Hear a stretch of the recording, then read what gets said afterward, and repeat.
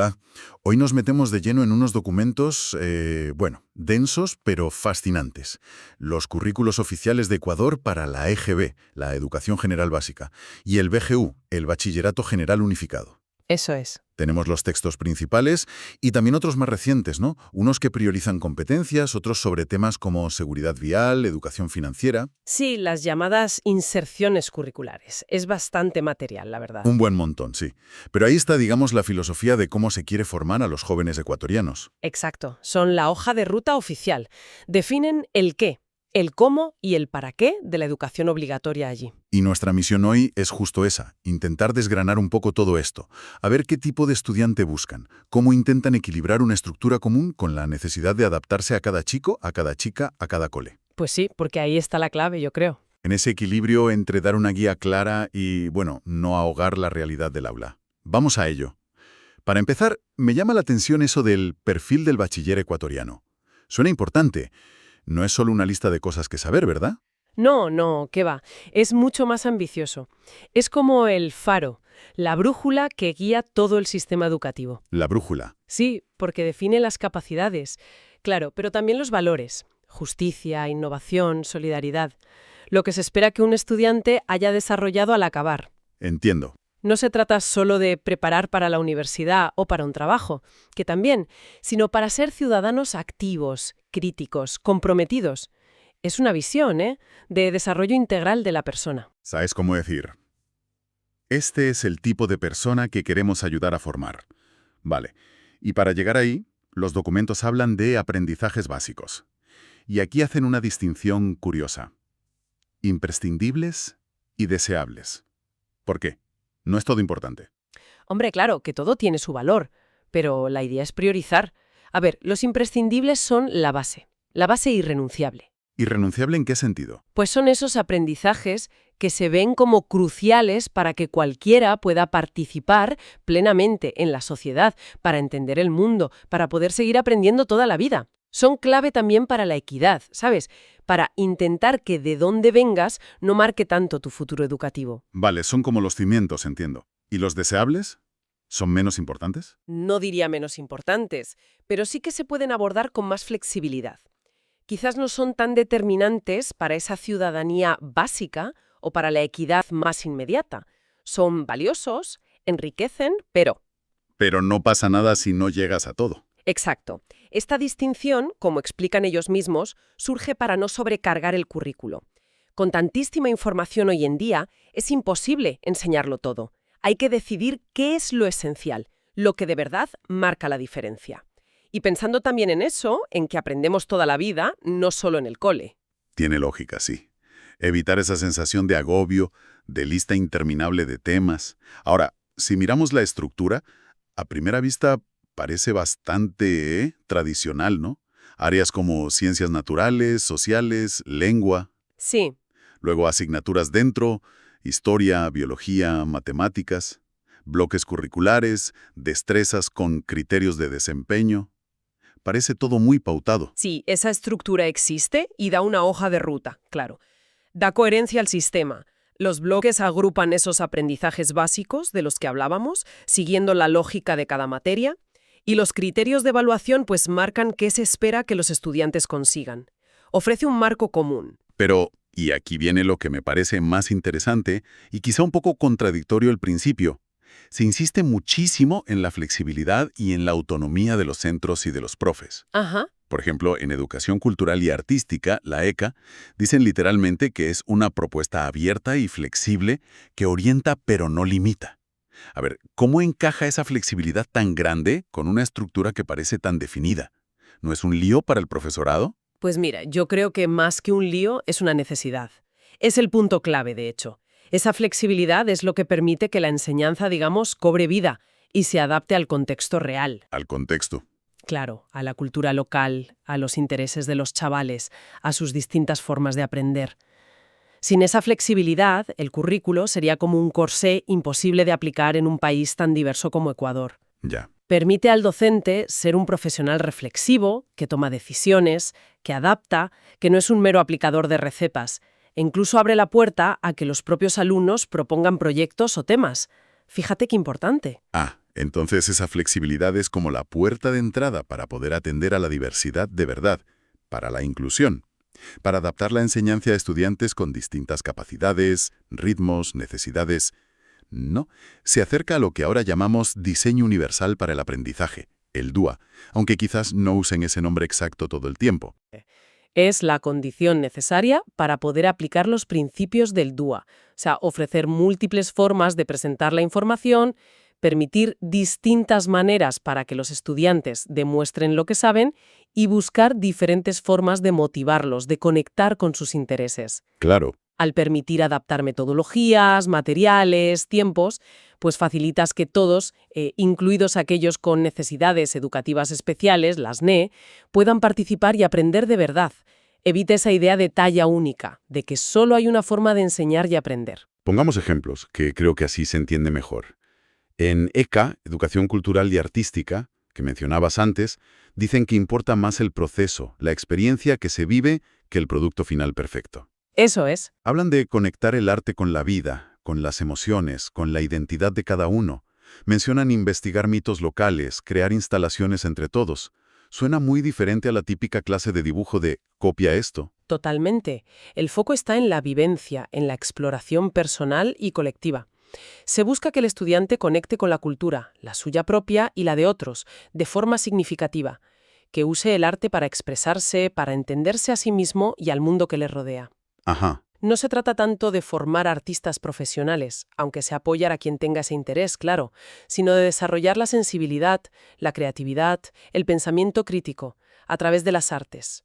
Es ver la cultura como algo vivo, que no está solo en los museos, sino que se crea y se transforma constantemente. Y en educación física encuentro un lenguaje parecido, fíjate. Hablan de partir de las experiencias de los chicos y chicas, de resignificarlas.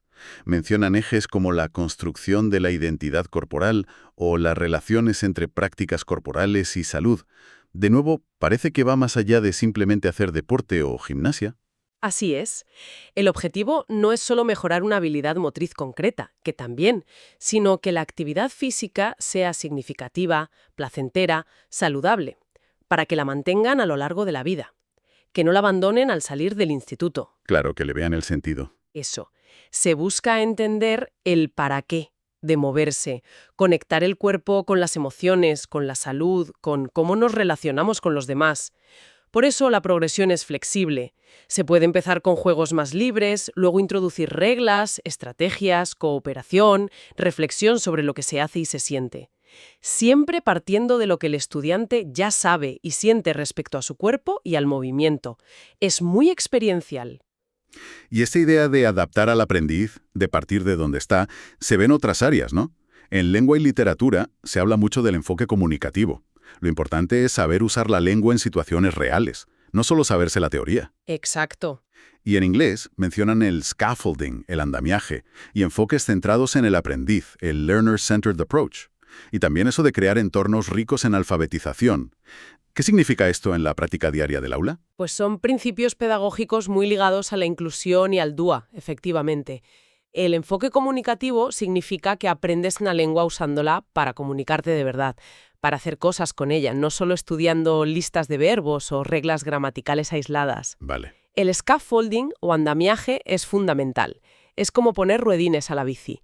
El profe da apoyos temporales, una plantilla para escribir, vocabulario clave a la vista, una demostración paso a paso, para que el estudiante pueda hacer algo que aún le cuesta un poco. Y luego, poco a poco, retira esos apoyos a medida que el alumno gana autonomía. Entiendo, como una ayuda que se va quitando. Eso es. Y un entorno rico en alfabetización, pues significa rodear al estudiante de lenguaje escrito y oral de muchas formas. Libros variados, carteles en las paredes, juegos de palabras, acceso a recursos digitales, oportunidades para hablar y escuchar, para que esté inmerso y tenga múltiples puntos de acceso a la lengua y a la lectura. Todo esto ayuda muchísimo a atender los diferentes niveles y estilos de aprendizaje que te encuentras en cualquier aula. Hablemos un poco de las actualizaciones más recientes. A partir de 2021, si no me equivoco, aparece un currículo priorizado con énfasis en competencias comunicacionales, matemáticas, digitales y socioemocionales. ¿Por qué esta priorización? ¿Fue solo por la pandemia o hay algo más de fondo? Bueno, yo creo que es una tendencia global, aunque la pandemia seguramente aceleró su implantación en muchos sitios. Responde a la necesidad de centrarse en habilidades que se consideran cruciales para el siglo XXI, ¿no? Sí, se habla mucho de eso. Ya no basta con acumular conocimientos, hay que saber aplicarlos, comunicarse bien, resolver problemas matemáticos en contextos reales, moverse con soltura y de forma crítica en el mundo digital y, muy importante, saber gestionar las propias emociones, relacionarse bien con los demás, colaborar, tomar decisiones responsables. Las famosas competencias socioemocionales. Exacto, que son básicas no solo para el bienestar personal de cada uno, sino para poder aprender cualquier otra cosa. Si estás mal emocionalmente, es muy difícil concentrarte y aprender matemáticas o historia. Claro, lógico. Y junto a esta priorización de competencias, surgen también las inserciones curriculares. Hay documentos específicos sobre cómo integrar temas como educación financiera, desarrollo sostenible, seguridad vial, seguridad integral, incluso cívica, ética. ¿Son asignaturas nuevas o cómo funcionan exactamente? No, no son asignaturas nuevas, y eso es importante recalcarlo para no fragmentar todavía más el horario escolar. Son temas transversales. Transversales, o sea que se meten dentro de las otras asignaturas. Eso es, se deben integrar dentro de las asignaturas que ya existen. Es una forma de asegurar que se abordan cuestiones fundamentales para la vida actual sin necesidad de crear más compartimientos estancos, más asignaturas aisladas. Vale, ponme un ejemplo. La educación financiera, ¿cómo se integra? Pues, por ejemplo, resolviendo problemas de porcentajes o intereses en matemáticas que tengan que ver con ahorros o préstamos, o analizando noticias económicas en clase de lengua, o debatiendo sobre consumo responsable y publicidad en ciencias sociales o tutoría. Entendido. O el desarrollo sostenible.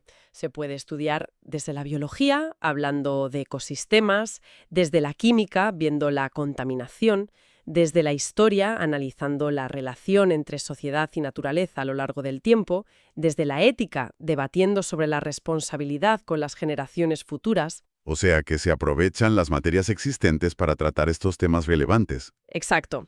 Lo mismo con la seguridad vial, la cultura de paz, la igualdad de género. Permite conectar el aprendizaje con problemas reales y relevantes para los estudiantes, haciendo que el currículo sea más vivo, más pertinente. Y es otra forma de aplicar principios del DUA, ¿no? Conectando con los intereses y la realidad del alumnado para que el aprendizaje sea más significativo. Y volviendo al tema de la atención a la diversidad que hemos mencionado varias veces, el currículo también es explícito sobre la necesidad de apoyo. Menciona el refuerzo académico y la acción tutorial como medidas obligatorias para los centros. ¿Cómo se concreta esto? ¿Qué tipo de apoyos se prevén? Pues sí, es un pilar del principio de equidad que impregna todo el currículo. Los centros educativos deben tener planes específicos para ayudar a los estudiantes que se quedan atrás o que tienen dificultades particulares. ¿Y qué forma toman esos planes?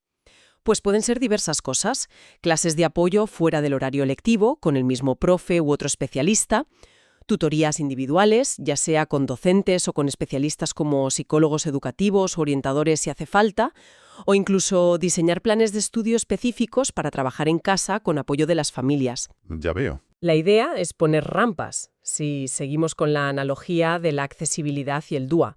Poner los medios necesarios para que todos puedan avanzar, intentando compensar las desigualdades de partida, que sabemos que existen. Que una dificultad no se convierta en una barrera insalvable. Y a nivel más general, en el día a día del aula, ¿qué ideas pedagógicas se promueven para facilitar esto, para que el aprendizaje llegue a todos? Mencionan bastante la importancia de la interacción entre compañeros, de aprender haciendo, de la reflexión. Suena a ideas constructivistas, ¿no? De autores como Vygotsky, quizá. Correcto. La base es claramente constructivista y sociocultural. Se parte de la idea de que aprendemos mejor cuando somos activos, cuando construimos nuestro propio conocimiento interactuando con otros, compañeros, profesor y con los materiales, no simplemente escuchando pasivamente una explicación. El trabajo en equipo, proyectos. Sí, se promueve mucho el trabajo cooperativo, el aprendizaje basado en proyectos o en la resolución de problemas reales, el debate, la discusión. Se entiende que hablar sobre lo que aprendemos, tener que explicarlo a otros, discutirlo, ayuda muchísimo a interiorizarlo, a hacerlo nuestro. Y la lectura también la mencionan mucho, ¿verdad? Muchísimo. Y no solo en clase de lengua. Se recalca el papel de la lectura como una herramienta fundamental en todas las áreas del currículo, para poder acceder a la información, para pensar críticamente sobre ella, para poder expresarse con claridad. Son enfoques que, por su propia naturaleza, son más flexibles y permiten adaptarse mejor a la diversidad del aula que una clase magistral tradicional. Favorecen la participación de todos. Entonces, si intentamos resumir un poco la fotografía que emerge de todos estos documentos, tenemos un sistema que busca un equilibrio complejo, ¿no? Por un lado, una estructura definida, con objetivos claros, ese perfil del bachiller, y unos aprendizajes básicos que se quieren garantizar para todos. Y por otro lado, y esto me parece crucial, una apuesta muy fuerte por la flexibilidad y la autonomía, para que esa estructura no sea una jaula, sino que se pueda adaptar a la realidad de cada centro, de cada profe, de cada estudiante. Se nota un énfasis creciente en esas competencias para la vida, ¿no? Comunicación, mates aplicadas, lo digital, lo socioemocional. Sí, y en que el aprendizaje sea una experiencia significativa, conectada con el mundo real, con los problemas y retos contemporáneos, y en formar ciudadanos completos, críticos, responsables, no solo cabezas llenas de datos o de procedimientos. Y las inserciones curriculares refuerzan esa conexión con la realidad y también esa visión más integrada, más interdisciplinar del conocimiento. Exacto. Y los mecanismos de apoyo, el refuerzo, la tutoría, junto con las metodologías activas que se promueven, buscan que esa flexibilidad no signifique dejar a nadie atrás, sino todo lo contrario, intentar incluir a todos, responder a la diversidad. Esa es la filosofía que transmiten los documentos, sí. Un marco, la verdad, bastante ambicioso que intenta responder a los retos educativos del siglo XXI, reconociendo que la diversidad es un valor, no un problema a eliminar. Esa es la intención declarada, desde luego. Pero claro, una cosa es lo que dicen los papeles, la intención, la filosofía, y otra muy distinta es la realidad del día a día en el aula, ¿verdad? Efectivamente. Y aquí me surge la pregunta inevitable, esa que quizá, nos queda flotando a todos. Con aulas que a menudo están llenas, con una diversidad enorme de necesidades, de ritmos, de intereses, a veces con recursos limitados. ¿Cómo pueden los docentes realmente hacer malabares para cumplir con la estructura curricular que se les pide y al mismo tiempo desplegar toda esa flexibilidad, toda esa adaptación casi individualizada que requiere un enfoque como el DUA? ¿Es realmente factible llevar esto a la práctica de forma generalizada? Ese es, sin duda, el gran desafío, el reto con mayúsculas. Pasar del diseño curricular, por muy bien pensado que esté, a la práctica efectiva en miles de aulas. Eso requiere mucho más que buenas intenciones en un documento oficial. Requiere... ¿Qué dirías que requiere? Pues mira, requiere formación docente continua y de calidad en estas metodologías activas e inclusivas. Requiere tiempo para que los profesores puedan planificar juntos, colaborar, compartir experiencias. Requiere recursos adecuados, tanto materiales como humanos, a lo mejor ratios más bajas en algunos casos. Es un reto enorme para los sistemas educativos, no solo en Ecuador, en todas partes. Ya. La brecha entre el currículo prescrito, el oficial, y el currículo real, el que viven los estudiantes en el aula cada día, siempre existe.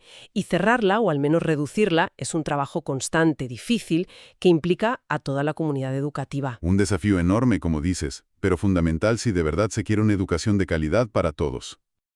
Bueno, creo que hemos desgranado bastante este marco curricular ecuatoriano.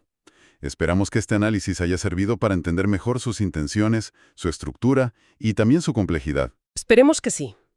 Gracias por acompañarnos en esta inmersión. Hasta la próxima.